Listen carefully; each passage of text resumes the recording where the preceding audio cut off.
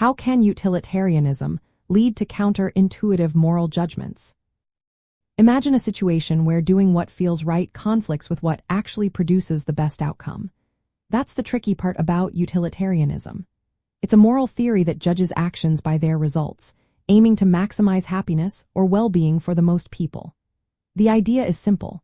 Choose the action that creates the greatest good for the greatest number. This approach is popular in politics because it offers a clear way to evaluate policies based on their real-world effects. But sometimes, following this rule can lead to surprising or even disturbing moral decisions that don't match our everyday sense of right and wrong. Let's look at how utilitarianism works in real life. It requires us to treat everyone's happiness equally, no matter who they are. This means that your family's needs are just as important as a stranger's. But most of us naturally prioritize those close to us. For example, if you had to choose between helping your child or saving 5 strangers, your instinct might be to help your child. Utilitarianism might say differently. It could suggest sacrificing your child if doing so would save more lives overall. That's because the theory focuses on the total happiness, not personal bonds or moral feelings. One classic example is the transplant scenario. Suppose a doctor can save 5 patients needing organ transplants.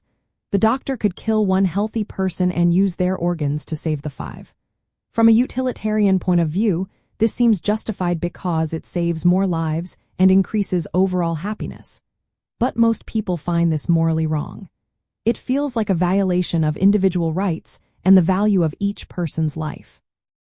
This clash between what utilitarianism suggests and what we feel morally comfortable with is a key reason why the theory can produce counterintuitive judgments.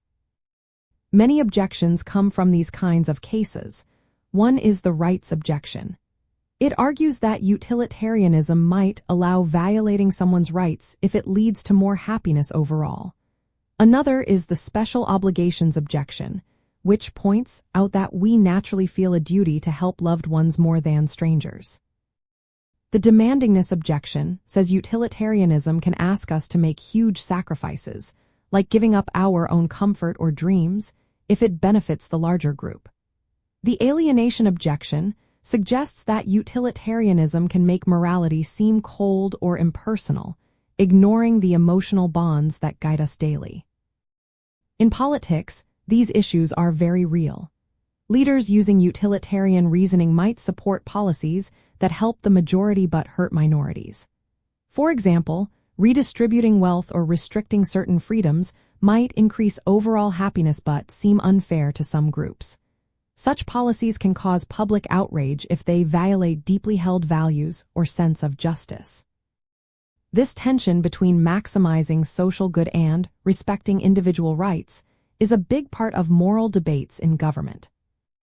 Supporters of utilitarianism often say that our moral intuitions are not always reliable, especially in complicated situations.